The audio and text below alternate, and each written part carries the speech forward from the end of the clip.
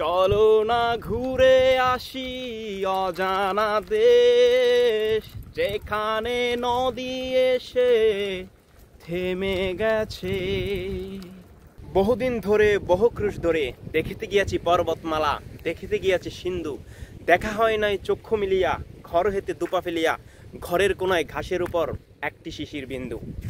তো এই মুহূর্তে আমি যেখানে অবস্থান করছি সেটি হচ্ছে চট্টগ্রামের সীতাকুণ্ড উপজেলার বাঁশবাড়িয়া এবং আকিলপুরের খুবই মাঝামাঝি একটা স্থান।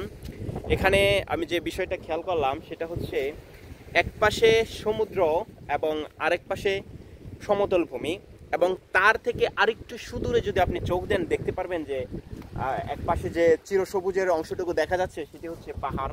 এই পাহাড় এবং সমুদ্রের মাঝামাঝি স্থানের দূরত্ব হচ্ছে প্রায় 1.5 কিলোমিটার।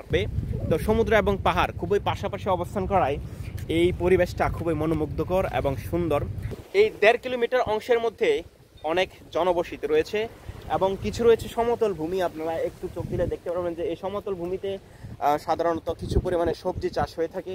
আবার অনেকেই দেখলাম যে এখানে অল্প করে ধান চাষও করেছে। আর এই সমুদ্র ঠিক দুপুরবেলায় আমি এখানে অবস্থান করছি এই সমুদ্র তীরে এসে আরেকটা দেখতে পেলাম যে এখানে স্থানীয় লোকজন তারা মাছ ধরছে জাল দিয়ে।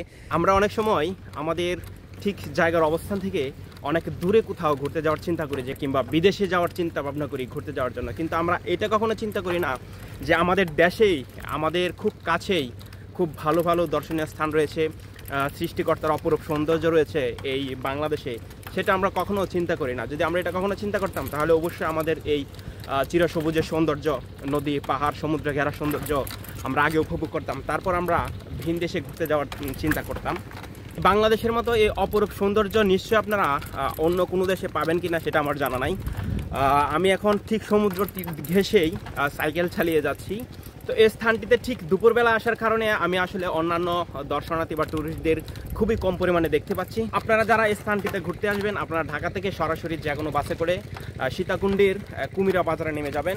এই কুমিরা বাজার থেকেই আপনারা প্রায় 20 টাকা সিএনজি ভাড়া করে এই বিচে আসতে পারবেন। ধন্যবাদ। চলো না ঘুরে আসি অজানাতে, যেখানে নদী এসে থেমে গেছে।